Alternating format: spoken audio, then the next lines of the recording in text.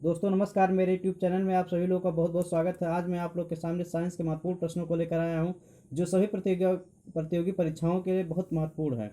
जैसे आपकी जो प्रतियोगी परीक्षाएं हैं, रेलवे, एनटीपीसी, ग्रुप डी तथा सुपर टेट आदि परीक्षाओं के लिए ही महत्वपूर्ण है। तो चलिए दोस्तों, आज के सेशन को स्टार्ट करते हैं और आज का पहला प्रश्न हम लोग सॉल्व करते हैं। संसार में पृथ्वी पर सतह पर मौजूद पानी सतह के लगभग कितने प्रतिशत भाग में फैला हुआ है, आपको बताना है। यानी जो जल का पूरा परसेंट है कितना है और पृथ्वी का कितना परसेंट है उसको बताना है। ए 40, बी 50, सी 60, डी 70। दोस्तों इसका जो राइट आंसर आपका हो जाएगा वो डी हो जाएगा। 70% भाग जल से घिरा हुआ है। पृथ्वी का 70% भाग जल से घिरा हुआ है। अगला क्वेश्चन आपका है, लोहे के ऊपर रोगन पेंट किस लिए लगाया जाता है। आप लोग जानते हैं, इंपॉर्टेंट क्वेश्चन है, आसान सा भी है। वह रोगन के लेप से सुंदर लगे, रोगन करने से उसे जंग ले लगे, सी रोगन से लोहा मजबूत होता है, डी उपरोक्त में से कोई नहीं। इसका राइट आंसर जो हो जाएगा वी, रोगन करने से उसमें जंग नहीं लगता है। बी आपका राइट आंसर। अगला क्वेश्चन आपका है, ठोस द्रव तथा गैस, ठोस द्रव और गैस में किसके अणुओं के मध्य आकर्षण बल सबसे अधिक होता है। ए ठोस, बी द्रव, सी गैस, डी ठोस और गैस। आप लोग जानते हैं जो सॉलिड पदार्थ होते हैं, ठोस होते हैं, उनका जो होता है अणुओं का आकर्षण बल सबसे अधिक होता है। ए आपका राइट आंसर हो जाएगा। उसके बाद द्रव में होता है अणुओं का बल जो होता है वो होता है, उसके बाद गैस के अणुओं का बल जो होता है सबसे कम होता है। अगला क्वेश्चन है, बिना गर्म किए द्रव को वाष्प में परिवर्तित करने की क्रिया को क्या कहते हैं। ए वाष्पन, बी संघनन, सी ऊर्ध्वपातन, डी द्रवण। तो आपका जो राइट आंसर आपका हो जाएगा सी ऊर्ध्वपातन से आप कपूर होता रख देने पर उड़ जाता है। अगला आपका है, जिस निश्चित ताप पर किसी द्रव का वाष्प दाब वायुमंडलीय दाब के बराबर हो जाता है उसे क्या कहेंगे। उसे परम ताप कहेंगे, एब्सोल्यूट टेम्परेचर कहेंगे, बी उसे वैज्ञानिक भाषा में परम ताप कहते हैं, सी उसे केल्विन तापमापी कहते हैं, डी उसे सेल्सियस तापमापी कहते हैं। इसका जो राइट आंसर आपका हो जाएगा ए, उसे परम ताप एब्सोल्यूट टेम्परेचर कहते हैं। ये आपका राइट आंसर होगा। अगला क्वेश्चन आपका है, ठोस द्रव तथा गैस इन तीनों को बढ़ती हुई गतिज ऊर्जा नेटिक एनर्जी के क्रम में लिखिए। ए ठोस द्रव गैस, बी ठोस गैस द्रव, क्रम इसका चेंज किया गया है, ध्यान दीजिएगा। सी द्रव ठोस गैस, डी गैस द्रव ठोस। इसका जो राइट आंसर आपका हो जाएगा वह सी हो जाएगा, द्रव गैस द्रव ठोस गैस होगा। अगला क्वेश्चन आपका है, पदार्थ के ताप का संबंध उसके अणुओं की किस ऊर्जा से होता है। उसका संबंध जो होता है किस गतिज ऊर्जा से, बी स्थिर ऊर्जा से, सी यांत्रिक ऊर्जा से, डी विद्युत ऊर्जा से। तो इसका जो संबंध होता है ताप का संबंध उसके अणुओं की गतिज ऊर्जा से होता है। ये आपका राइट आंसर होगा। अगला क्वेश्चन आपका, उबले हुए द्रव को और गर्म करने पर उसका ताप नहीं बदलता है। क्यों नहीं बदलता आपको बताना है। ए क्योंकि उसके ताप में बढ़ने की संभावना खत्म हो जाती है, क्योंकि उसकी तुरीय अवस्था खत्म हो जाती है, क्योंकि सारी की सारी ऊर्जा अवस्था परिवर्तन में व्यय हो जाती है, क्योंकि सारी की सारी ऊर्जा वाष्प में बदल जाती है। तो दोस्तों इसका जो राइट आंसर आपका हो जाएगा सी, क्योंकि सारी की सारी ऊर्जा अवस्था परिवर्तन में व्यय हो जाती है। अगला क्वेश्चन आपका है, पृथ्वी पर तीनों अवस्थाओं में पाया जाने वाला पदार्थ। बहुत ही सरल क्वेश्चन आपका है और इम्पोर्टेंट भी है। ए पारा, बी नारियल का तेल, सी पानी, डी लोहा। तो आपका जो राइट आंसर हो जाएगा सी पानी। यानी जल आपका जो होता है इसका अणुसूत्र होता है H2O। इसका अणुसूत्र होता है H2O और यह तीनों अवस्थाओं में पाया जाता है। ठोस जब जम जाता है, आपका जल जो होता है जल की अवस्था में होता है जैसे हम पीते हैं, और गैसीय अवस्था में वाष्प बदल जाता है। अगला आपका जो होगा, निम्नलिखित में से कौन सी वस्तु द्रव्य नहीं है। ए विद्युत, बी वाष्प, सी वायु, डी द्रव्य।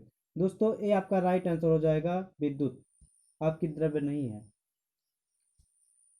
अगला क्वेश्चन है पदार्थ के ताप का संबंध उसके अणुओं की गतिज ऊर्जा से होती है, बी उसके अणुओं की यांत्रिक ऊर्जा से होता है, सी उसके अणुओं की ध्वनि ऊर्जा से होता है, उपरोक्त में से कोई नहीं।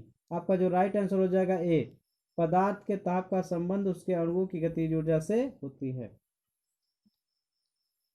अगला आपका है किसी द्रव की गैसीय अवस्था में होता है, गैसीय अवस्था में स्थिर ऊर्जा का मान 0 होता है, बी स्थिर ऊर्जा का मान अनंत होता है, सी स्थिर ऊर्जा का मान सबसे कम होता है, डी स्थिर ऊर्जा का मान 0 होता है। इसका जो राइट आंसर हो जाएगा किसी द्रव की गैसीय अवस्था में स्थिर ऊर्जा का मान 0 होता है। अगला क्वेश्चन आपका है, यदि वीडियो अच्छा लगेगा तो लाइक सब्सक्राइब एंड शेयर जरूर कीजिएगा और ज़्यादा से ज़्यादा शेयर कीजिएगा। आइंस्टीन का द्रव्य ऊर्जा समीकरण है A E equal to 2mc, V E equal to mk square, E C E equal to C square, D equal to mc square. तो आइंस्टीन का जो ऊर्जा समीकरण है डी आपका राइट आंसर होगा, E equal to mc square होता है। यहाँ सी प्रकाश का वेग होता है। निम्न में से यौगिक के दो धारण कौन से हैं? पीतल तथा वायु, बी वायु तथा पानी, सी पानी तथा गैस, डी नमक तथा सोडा। इसका जो राइट आंसर आपका हो जाएगा डी, आपका राइट नमक तथा सोडा होगा। यौगिक के दो धारण हैं। अगला आपका होगा मिश्रण के दो उदाहरण आपको देना है, ए नमक तथा पीतल, बी नमक तथा पानी, सी नमक तथा शरबत, डी वायु तथा शरबत। इसका जो राइट आंसर आपका हो जाएगा डी, वायु तथा शरबत। अगला क्वेश्चन आपका है, दो धातुओं के नाम लिखना है आपको, कौन कौन से? पीतल तथा तांबा, बी तांबा तथा एल्युमिनियम, सी पीतल तथा आर्सेनिक, डी आर्सेनिक तथा एंटीमनी। इसका जो राइट आंसर आपका हो जाएगा डी, आर्सेनिक तथा एंटीमनी। ये दो उपधातुएं हैं। निम्नलिखित में से किस पदार्थ में रबड़ विलयशील है? कार्बन डाइसल्फाइड में, ए, बी नैफ्था में, सी तेल में, डी वाष्प में। तो दोस्तों इसका जो राइट आंसर आपका होगा वो बी होगा, नैफ्था में। रबड़ विलयशील है नैफ्था में। अगला है तत्व जिसमें धातु तथा अधातु दोनों के गुण पाए जाते हैं। तत्व जिसमें धातु तथा अधातु दोनों के गुण पाए जाते हैं, उन्हें उपधातु कहते हैं, बी उन्हें समागता कहते हैं, धातु कहते हैं, सी उन्हें निश्चित अनुपात धातु कहते हैं, डी उन्हें आभूषण जेवर धातु कहते हैं। इसका जो राइट आंसर हो जाएगा उन्हें उपधातु कहते हैं। कोई भी तत्व होता है, जो एलिमेंट होता है, उसमें धातु और अधातु दोनों के गुण पाए जाएंगे तो उन्हें उपधातु कहेंगे। अगला क्वेश्चन आपका होगा, यौगिक का अणु कम से कम कितने प्रकार के परमाणुओं से मिलकर बना होता है? ए 2 प्रकार के, बी 3 प्रकार के, सी 4 प्रकार के, डी 5 प्रकार के। इसका जो राइट आंसर हो जाएगा 2 प्रकार के। यौगिक का अणु 2 प्रकार के अणुओं से मिलकर बना होता है। अगला आपका होगा, यौगिक के दो विशेष गुण हैं, कौन कौन से होते हैं? द्रवणता तथा क्वथनांक होते हैं, क्वथनांक तथा गलनांक होते हैं, समानता तथा क्वथनांक होते हैं, समांगता तथा निश्चित अनुपात में होते हैं। इसका राइट आंसर आपका हो जाएगा डी, समांगता तथा निश्चित अनुपात में होते हैं। अगला क्वेश्चन आपका है, यौगिक का एक अणु कम से कम कितने प्रकार के परमाणुओं से मिलकर बना होता है?